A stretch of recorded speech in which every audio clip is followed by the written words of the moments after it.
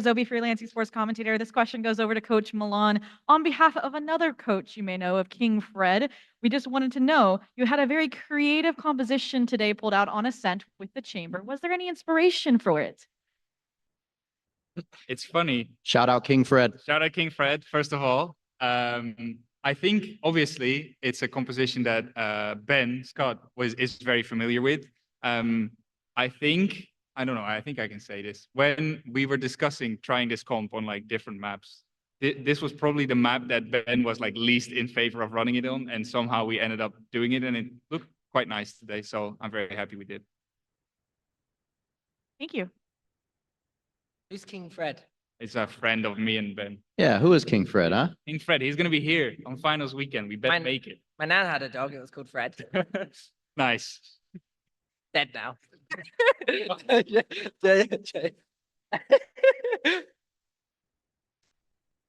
First, Fred. It bit my balls once. Anyway.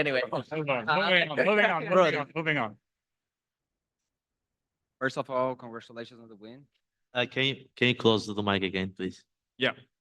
You hear me? Yes. Okay. Congratulations on the win. My question goes to Crashes. So it has been 2 years since you played your last Masters. In that run, you faced Fnatic and lost. How is being on their side now? And what's the biggest difference you see between NA and EMEA since you played both? I think the style is it's very different, but it's kind of similar in like just different ways. I feel like I kind of have an advantage now because I know how NA plays and now I know how Europe plays. So I could kind of like mix in some things that I like from NA and also from Europe and just kind of make it the best of both worlds. And then being on Fnatic is just obviously amazing. Just a legacy org and to be with these teammates, and it's just so much fun every single day, and we just enjoy playing with each other. So it's special. All right. Good luck on the remaining of the championship. Thank you. Hey guys, Bodok here. I have a question to Kayak. Since I've been working with Apex a little bit, I've heard some very positive things about the couch at Apex HQ. What do you have to say about that couch? Because your former teammates fucking love it. I mean, the couch is pretty good, not gonna lie. So, well, what else I can say? All right, It's a legendary couch. That was a bit sus. What are you doing on What the am I couch? following up? Hi, spirits. Hello, my name is Nerds, independent freelance commentator and journalist. First question goes to anyone, but more specifically the coach, about the second map. A lot of the energy felt similar in a lot of cases to what happened on Split previously, but it was a little bit different, right? There was a lot of moments of indecisiveness, what it seemed like. Can you guys open up a little bit about game 2? And then I have a funnier question, hopefully. I was joking. Oh, fuck. Well, so, I mean, they were just shooting. Like, I think they kept running in, it kept working, and I think we didn't really have an answer to it. So, to keep it blunt, like, I don't think there was any, like, issues necessarily. Like, it was just, they were shooting heads better on that second map than we were, and that's ultimately what this game comes down to sometimes. Yeah. I think the boys, like, honestly, this whole event, they've kept their energy like very good. Everyone talks about like our team's energy, synergy, and fun that we have, and I think that we've yet to like really run into a game where that like drops heavily. So no, I'm not really worried, or I wasn't really worried after that second map. Next question is for Boaster and Kayak. The no nose and the shorts buff. Was it felt today? The no nose tape? Yeah. There's the shorts buff. Yeah, I mean, no type. There is no strip, and we won. So the no strip was a card. I'm hoping Crashies gets his legs out one day. No, joking. I meant with the shorts, obviously, but he doesn't like shorts. No, I don't like shorts very much. Why is that? I'm not sure. He skips leg day. That's why. No. You got all the upper arm strength. Last funny question. Chronicle over there on the end. I asked this to some other Slavic players. Just what's your favorite Slavic food? Because I know from my hometown, I'm always, olivia and kotleta, but. Kotleta is good. Kotleta is good. Yeah. I'm not gonna lie. But I obviously like pelmeni. Pelmeni is super good. It's like just like to understand, it's like dumplings, but in a slightly different way. It just stuffed dough with minced meat, and that's it. And like it also has some obviously Jewish from meat. And I mean, it's pretty tasty.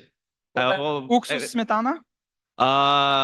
Mayonnaise. Mayonnaise? Did you have them try it ever? Any of the teammates? I don't think anyone tried it. Ah. And I don't want them to try because they think it's way too simple. What about these? Come on. These nuts? Ah.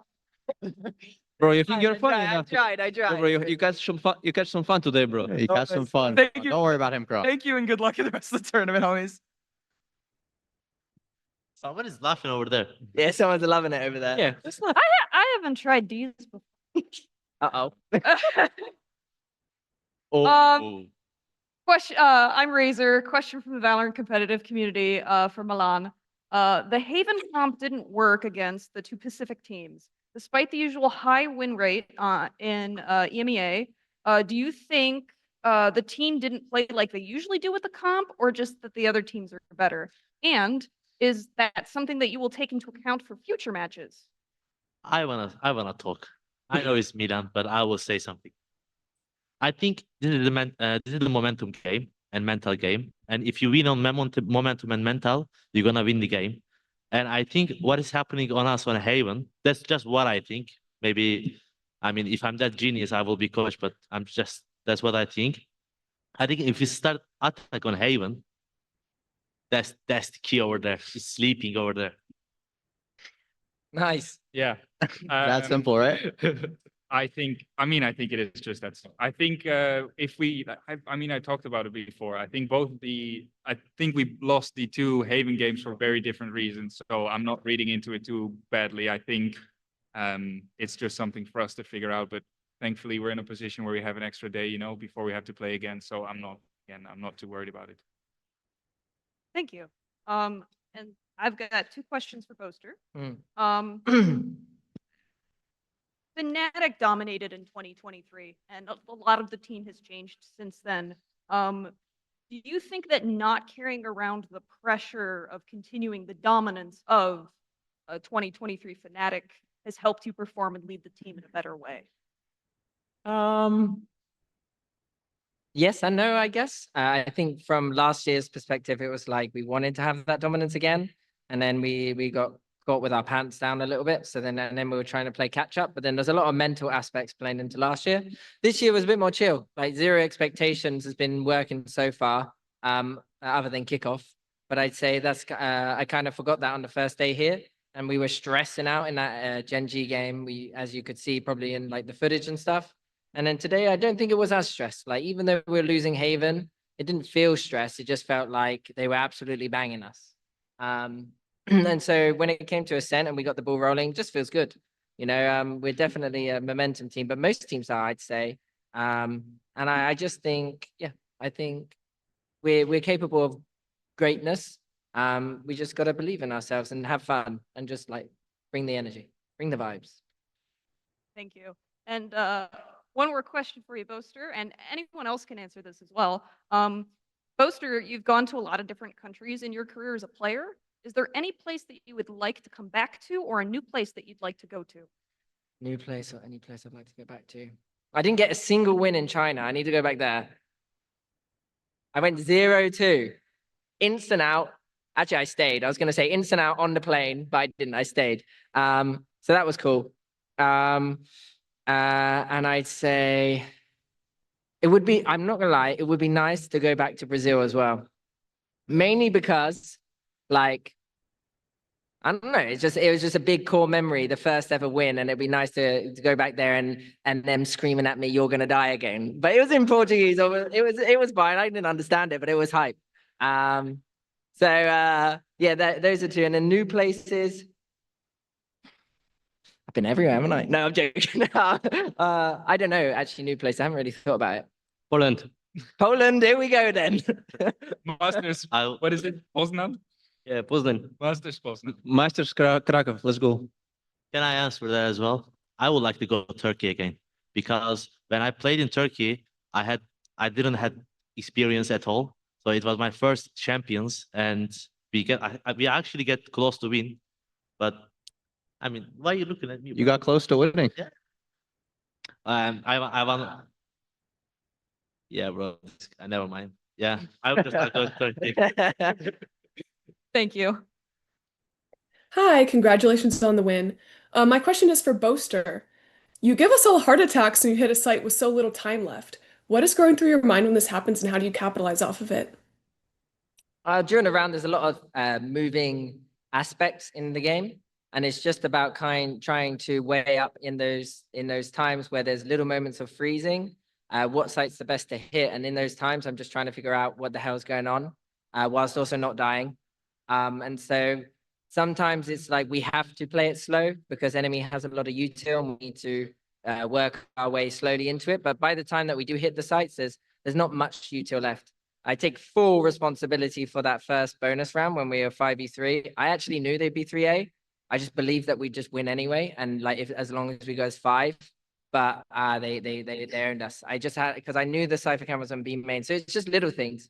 And it's just, we have to take our time with map control on maps sometimes, because we just don't make sure we're trading and going together and not dying.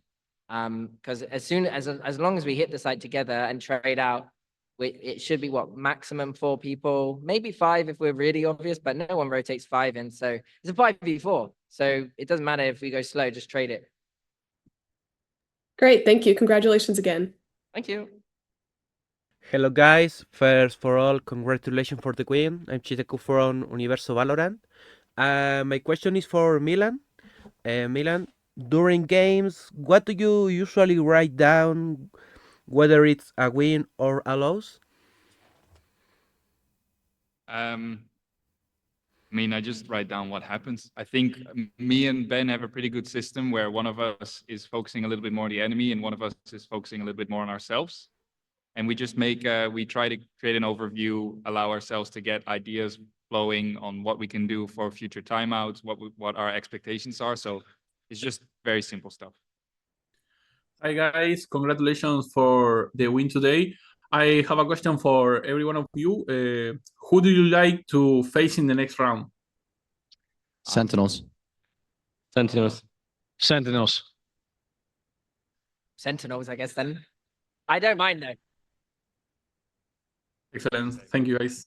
Actually, I don't want to play Paper X because I don't want to send them home. I'd like to, no, not like I wasn't given it. I just mean I like Forsaken. So I like him to stay a little bit longer so I can see him in the lobby. I like seeing his face. Sentinels. You have what? Sentinels? Yeah. Sentinels. There we go. Sentinels. We need revenge, actually. They beat us as champs. All right. Congratulations for the win. I'm Roses. I'd like to ask to Coach Milan for the specific questions. Would you mind to highlight any individual player performance that particularly stood out to you today, and why? I think everyone did really well today. So I don't think it's a nice thing to do it. Just do it. Just well, do it. Austin probably again. Like I think for me, someone that doesn't always stand out and that's been having a fantastic tournament, both like in the game, but also helping helping a lot of the boys like with stuff out of the game. And I think that that's something that he doesn't get a whole lot of credit for. So I'm very happy. I feel very fortunate to be like surrounded by all 5 of these players. But if I had to highlight one, it would probably be him. That's a great answer. Thank you, and congratulations Milan. once again. You're welcome. Thank you. It warms my heart. Who said that? Which one said that? What do you think? He's a little upset. Yeah, voice crack. Guys, it's João Oliveira from Visão, Brazil, and congrats for the win. Before my question, I'd like to say from Booster, we are waiting for you in Brazil as well, so come here. And for Off-Fire, my question is, you thanked a lot for crashes after the mistake shot in the SN that round. But after all, you played so well in the SN. And I would like to know from you if Crashes will pay your dinner tonight, or if you paid for him from the saving in that map. I guess the question is mine, but I don't understand. He's asking Austin like helped you a lot, I think, on Ascent. And are you gonna pay for his dinner tonight? I mean, he didn't help me on Ascent, but Oh. Okay. I gotta give. He helped me a lot. Whenever I go somewhere, he put recon and he put drone, and he calmed me super well. And every peak I was doing it, he was calling me. So thank you. I'll pay your dinner. I'll pay your dinner, bro. Okay. Right, it's paying. Oh, Thank you, bro. Shout my ears out. Sorry, I didn't realize it would do that. Hey guys, Pedro Romero, independent journalist. I kind of got here a little bit late, so I'm not sure if the question that I want to ask has already been asked, but I'm gonna shoot my shot anyway. This question is gonna go out to Bolster. You kind of put up an interesting comparison from like in terms of like the locations of the places that you competed in throughout your career in this game, and I want to ask you something about that or within that aspect. As the IGO and as the longest standing member of this Fnatic squad, you've seen plenty of people come and go within this org, and the same can be said for this year.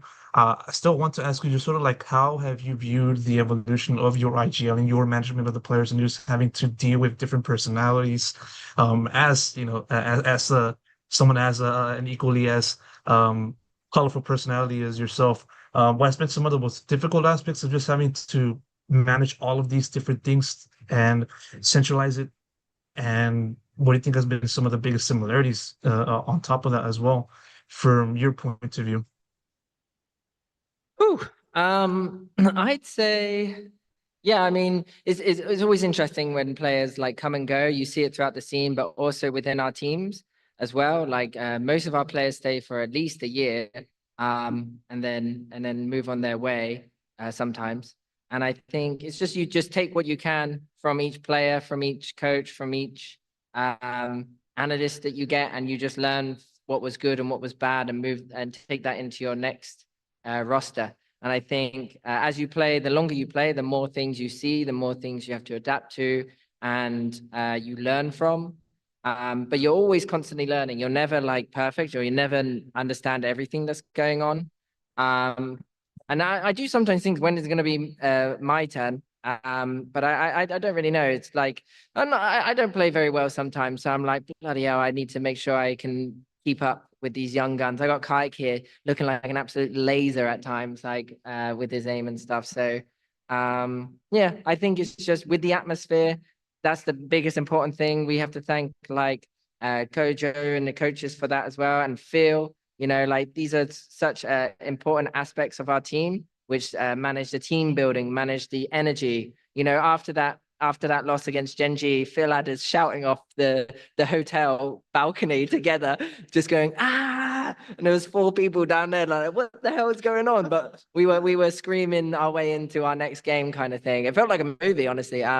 So like little things like that. And it's always fun seeing how teams develop and grow. I will always say like the biggest thing you can do is learn from a win or from a loss. And that's especially what we do. Our kickoff game, Kayak's big pop-off against Navi, loved that one from him. And now he's grown so much into a super duelist.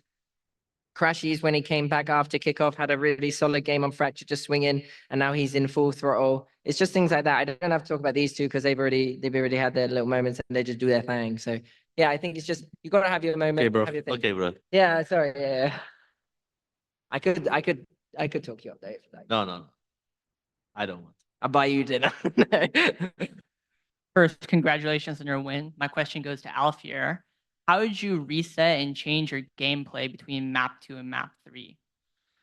I'm kind of the momentum player.